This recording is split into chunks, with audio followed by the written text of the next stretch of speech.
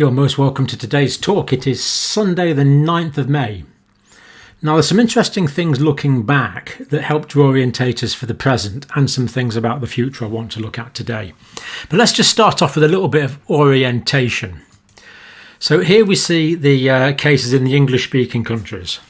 So obviously Australia and New Zealand contending for lowest place. News from Australia later on. Then the United Kingdom. Good to see the rates are coming down, albeit gradually, in Ireland. The United States certainly coming down nicely in terms of new cases, and Canada coming down much more slowly in Canada. And if we look at the European countries, we see that Finland is doing best, then Ireland, then Spain, then Denmark, then Italy, then Germany, then Greece, then France, Netherlands, and unfortunately Sweden still in the lead there in terms of number of cases, largely due to the more relaxed restrictions in Sweden, the more voluntary nature of the restrictions in Sweden. Now, I want to give a report now from the Institute of Health Metrics and Evaluation. And this basically is saying we've been underestimating quite significantly the mortality in this pandemic. Really quite a significant piece of work. So I've given you the reference to it. It's all written up with great amounts of reasoning there. And when you read this, their arguments are pretty convincing, actually. I wouldn't report it if I didn't think the arguments were convincing. But they are pretty convincing arguments. So Institute for Health Metrics and Evaluation, you might remember we've looked at this a few times. I think they're based in and around Seattle, Washington State, top left-hand corner. Estimates of total mortality due to COVID-19. Now, they pick out some countries, for example, Ecuador, Peru, the Russian Federation, and they found there was a discrepancy between the reported deaths and the excess mortality. And we have looked at this in the case of Russia quite closely, actually, that the excess mortality data, which is well recorded in Russia, they have good systems for that. They have lots of localized systems to record excess mortality. And when you put those together, it's quite a lot of homework to do. You need to look at all the individual areas, put it together, and you see a great excess of mortality, which is inconsistent with a relatively small number of COVID-19 fatalities. So that was the approach they took. Discrepancy between reported deaths and excess mortality. Direct quote, COVID-19 death rate is many multiples larger than official reports. Now, quite a bold claim, so we need to look at this, and that's what I did. I'm working through their report. And they talk about the 6 drivers of mortality. So what is it that influences mortality rate? And the first 3 are negative. So the first 3 is total COVID-19 death rate, of course, the number of people that die from COVID-19. Increased mortality due to needed healthcare being delayed or deferred. What we've called collateral damage, people either not seeking healthcare because of fear of going into a COVID intense environment, or surgery being delayed. For example, talking to friends in India at the moment, pretty well all elective surgery in many areas is off because they haven't got the spare oxygen, because of course to anaesthetise patients you need oxygen, and it's just not being done, and people are going to die as a consequence of this. Some emergency surgery has been done, but way less than normal, as indeed was the case in many European countries as well. Now, mental health disorders including depression, excess alcohol use, and especially in North America, opioid use. In other parts of the world, different drugs. Now, we're going to look at more at this hopefully soon, but it looks like the morbidity from mental health, and indeed the deaths that has caused through suicide and other factors such as self-neglect or aggression, have been underestimated in this pandemic. So mental health situation underestimated, and this is consistent with the Institute for Health Metrics and Evaluation thinking. So all of those things are, those 3 things there are increasing mortality. But there is counter-argument, reduction in mortality due to decreased injuries. People are simply not up and about as much. So road traffic accidents, for example, have been down. Violence is down because people aren't out fighting as much. Other accidents are down. Work-based accidents are down. And in many parts of the world, these are big causes of mortality. So I guess you could say that's good because it's reduced mortality. Reductions in mortality due to reduced transmissions of other viruses. Now, this is a huge factor. They highlight influenza, respiratory syncytial virus, which is a common respiratory virus, and measles. So basically, in the Western world this year, we've had essentially no influenza. It's been quite incredible. There's never been a year like it. For lack of influenza, people have simply not been getting flu. Why is this? Primarily because of the lockdown measures and the social distancing that have been taken. There might be a bit of viral competition going on as well, but basically it's the social measures, the ventilation, and hopefully all these other things that have been going on that have reduced transmission of the virus, of the SARS-CoV-2 virus, SARS coronavirus 2 virus, also reduced the transmission of influenza. So that's a positive. Reduced in mortality due to some chronic conditions. Now, so we'll accept that one. This one, yeah, of course it's acceptable, but what this is basically saying is people that would have died of other things like heart disease or chronic bronchitis and emphysema or terminal diabetes have died of COVID-19 instead of dying of these conditions. So that appears to reduce the overall mortality. So taking all those factors into account, and you'd have to read this paper for yourself because it is very clever. What they've done is they've taken the effects and the age groups in different areas in different countries and looked at countries which have accurate reporting, taken account of the conditions in other countries, but extrapolated the accurate reporting in countries that are reporting accurately to make very good estimations of the actual mortality in countries where things are not accurately reported. So it's quite clever. Predicted ratios of total COVID-19 deaths reported to COVID-19 deaths.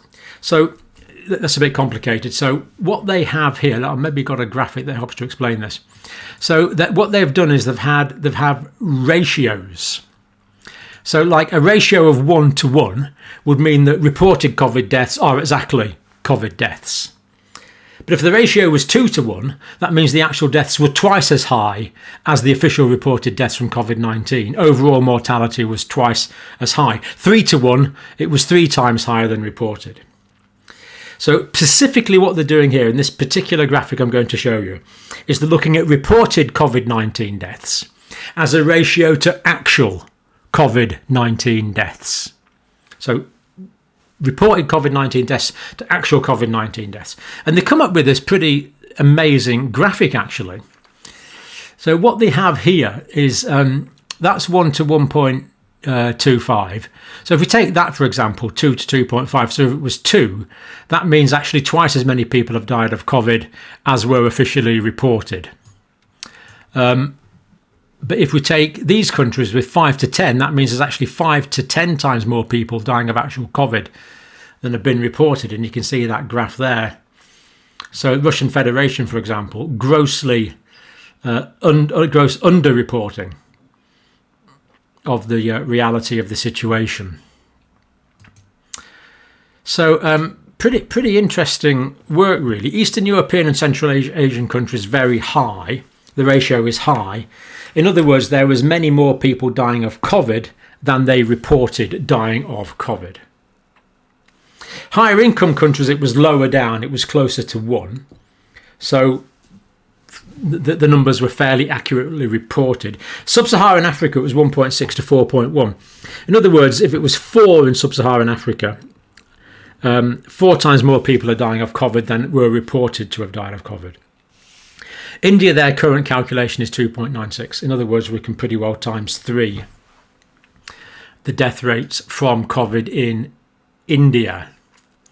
So pretty interesting work, really. Do have a look at that graph for yourself. So, you look at some countries and it's pretty good. I mean, Australia, of course, you'd expect it to be good. Argentina there looks pretty good. United States is patchy, very, very patchy. But we see that these Central European countries may be 10 times more people dying from COVID than were actually reported. So really pretty profound findings here, really. So as of the 3rd of May, COVID-19 deaths, they estimate to be 6.93 million, as opposed to the official figure of 3.24 million up to the 3rd of May. So more than double. And they supply this graphic here. Global deaths. They supply this graphic, global deaths. So December 2019, start of the pandemic there, all the way through to the current day. And these are the reported figures, and these are the actual death figures in terms of daily cases. So to give you a clue, that's 10,000 a day, 20,000 a day, 30,000 a day. So this is much nearer the actual line here, the actual numbers, as we see quite a bit higher than the official reported numbers, which is the lower line. Now, moving on to India, as we have been saying, well, we know that the condition is bad in Indian cities, and there's still a great shortage of oxygen and other resources in Indian cities. But unfortunately now the virus is also spread out into rural India, into small towns and small villages, where the medical provision is difficult at the best of times. So I have had quite a few reports personally from rural India, but I'm going to show you a video clip that explains it quite well, really. And just bear in mind that this is happening all over India, which is really quite alarming. There's no other way about it, really. And it only lasts for about 2.5 minutes. It's upsetting. Injection लगाते थे, remdesivir जो दवाई आती है इसकी, वो नहीं मिली. वो मिला होता तो शायद कि हो जाता ठीक. वो नहीं मिली.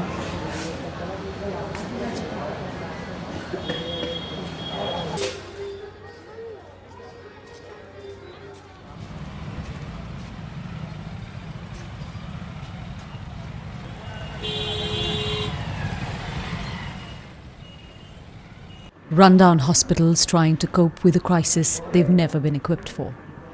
Conditions the government doesn't want people to see, so we filmed secretly. COVID patients being treated amidst people with other illnesses. The sick being cared for by their own families for a lack of doctors. This is the intensive care unit. We saw toilets overflowing on its floor.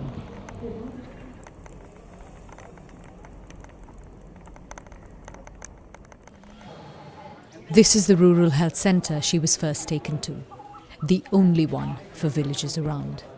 Here they didn't discover Rekha had COVID until she became severely ill. There were no resources to treat her. I've asked each person standing in this queue what they're suffering from. Most of them have told me it's a fever or a cough, and they're waiting in line at a primary health centre. This is the first place that someone from a village would come to. They're waiting here for the doctor who's inside to tell them what's wrong with them. Most of these people weren't tested for COVID and haven't had the vaccine.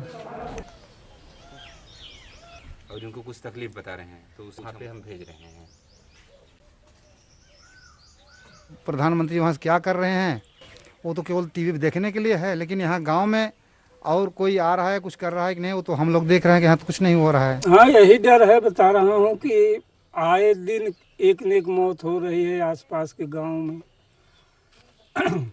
जहाँ साल 2 साल 6 महीने में कभी कोई किसी की मृत्यु. के बाद में 11 बजे रात को ऑक्सीजन का सिलेंडर खत्म हो गया. दूसरा बाकी ऑक्सीजन नहीं मिल रहा, बाकी और सुइयां दवाइयाँ कोई डॉक्टर दे नहीं रहे हैं. बस एक गोली गाली खा के अगर जिसको बचना होगा बचेगा, जिसको जाना होगा जाएगा. बस.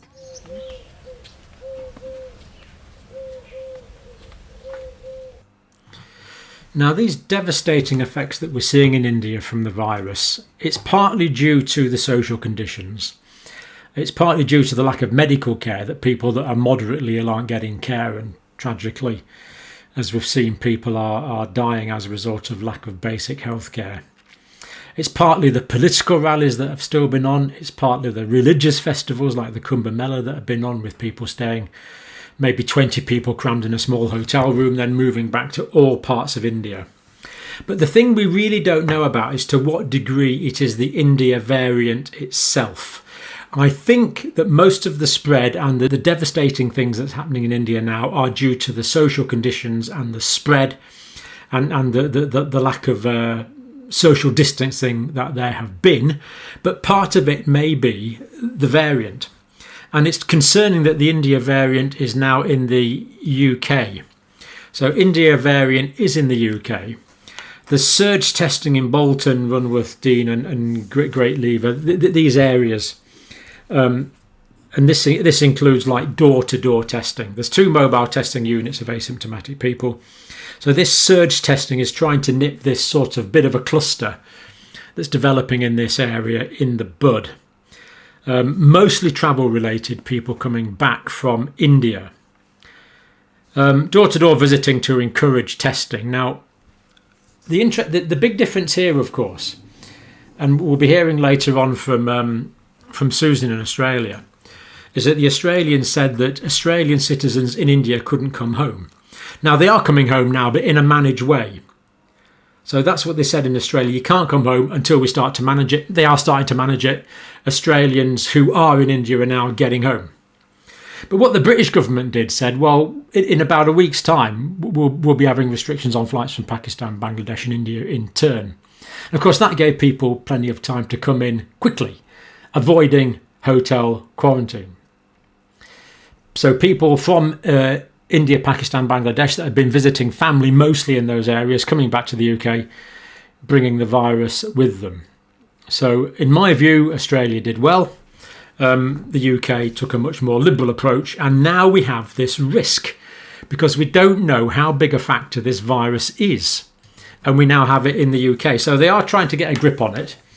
They're giving out multi-language leaflets in Hindi and Urdu to the local population there. But infection rates are increasing.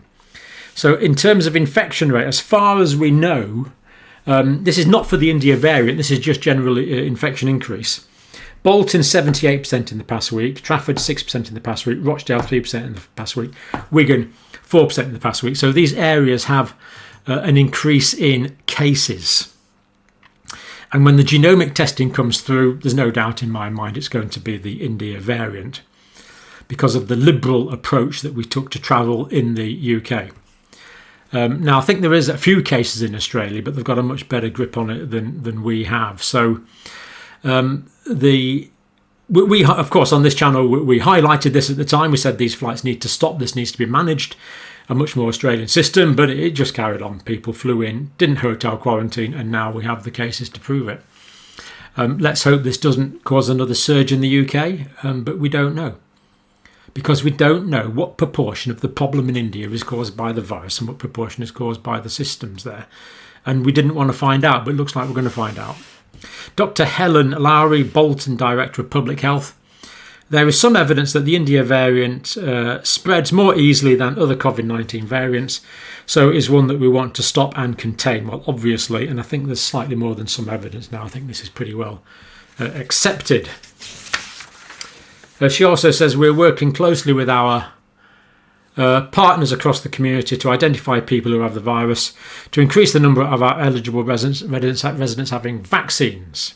Taking steps to provide additional capacity in these areas, targeting vaccination work to try and nip this in the bud. So it looks like this is a strange change of strategy in the UK from what she says here.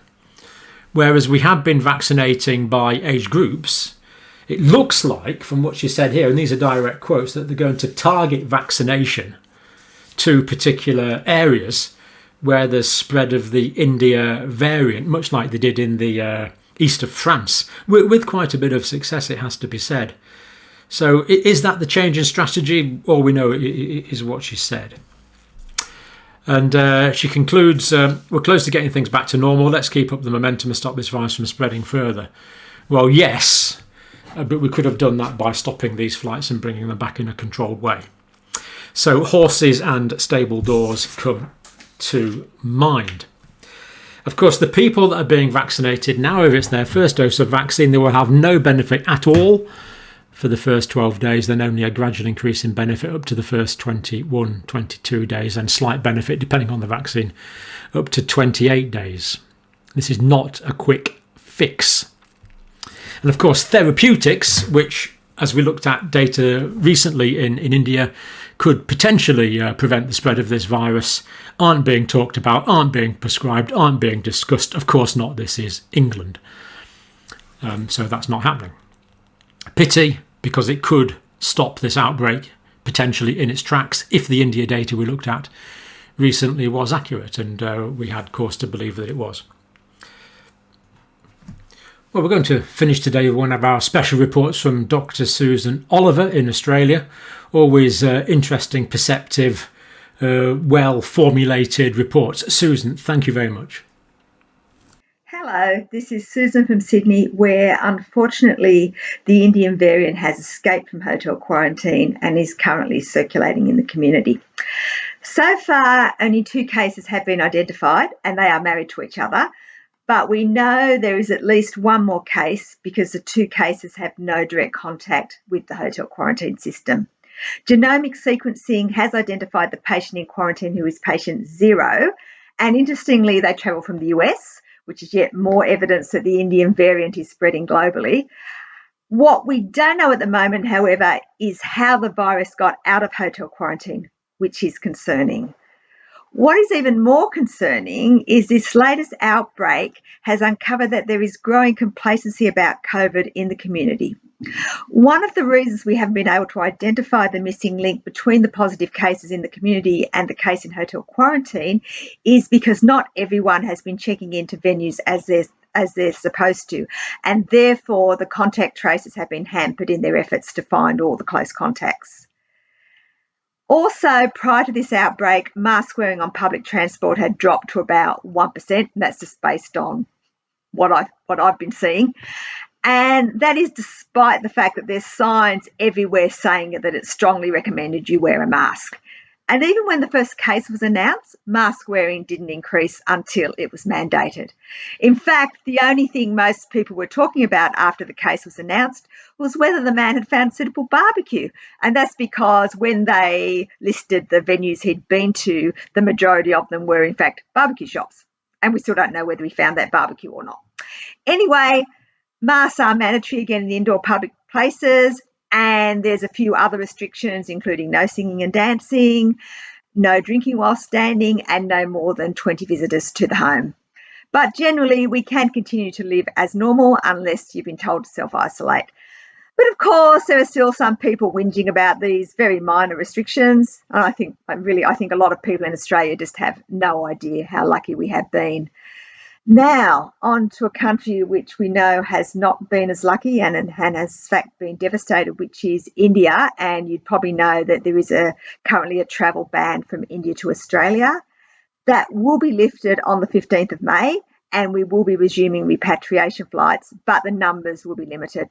And that has been the case with people arriving from overseas since the start of the pandemic, because we only have a limited number of places for people in hotel quarantine at any one time, and that's for safety.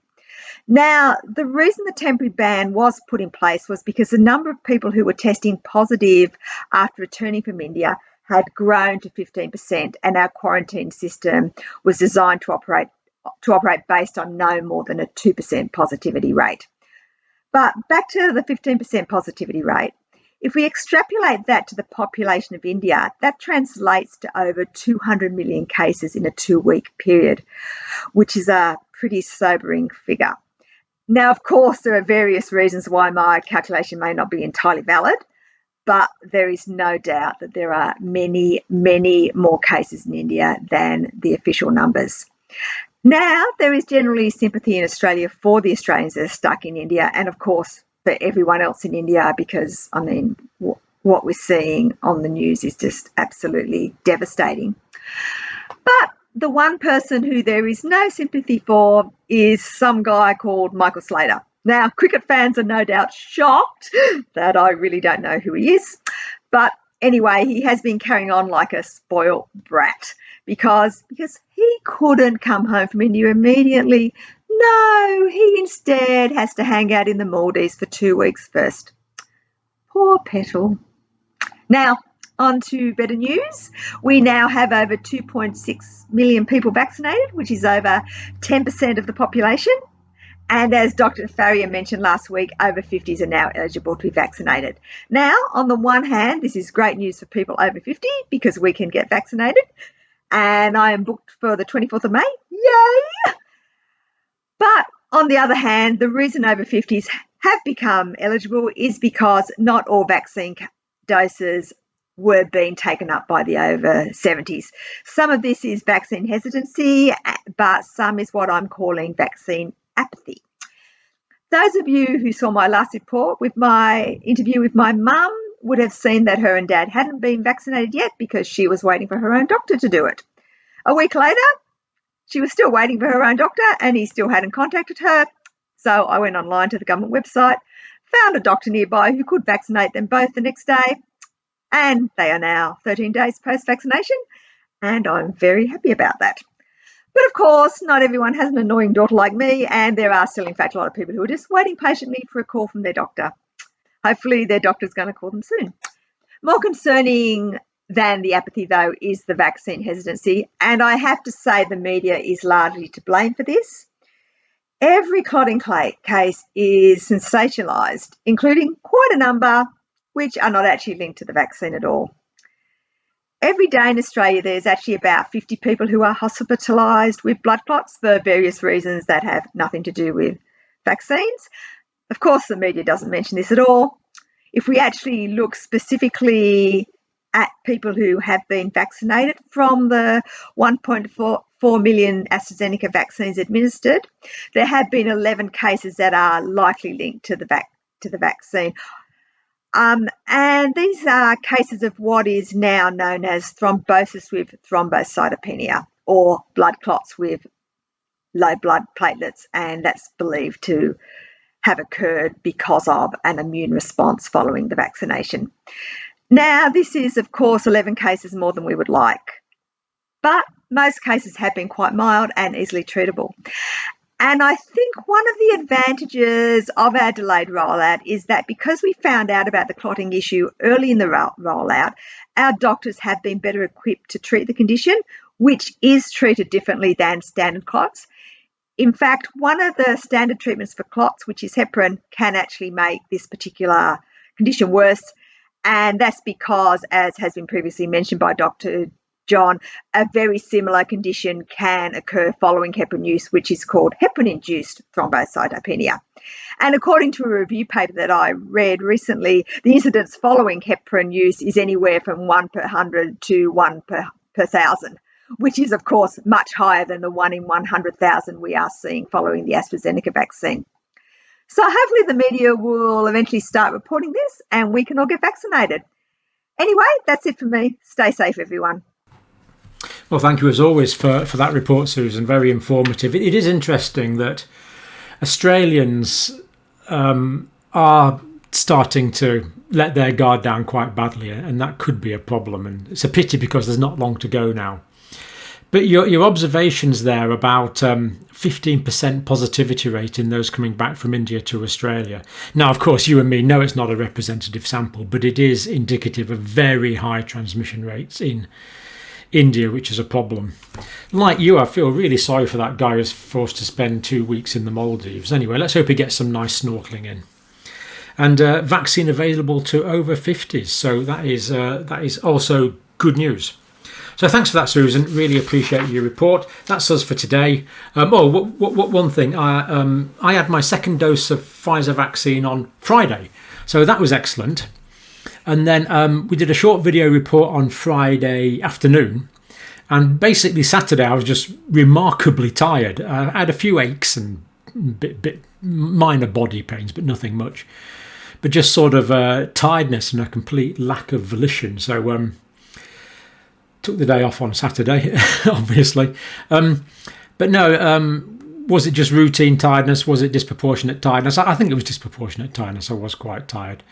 But today, as of now, it's, what time is it now? It's getting on for 7 o'clock in the evening on Sunday, and I actually feel perfectly normal again. So that's good, and considering the amount of immunity that gives you, a price well worth paying. So I'm very thankful to get that second dose in. And in 2 weeks' time, I should have some enhanced immunity, which of course is brilliant. And that is us for today. Thank you, of course, for watching.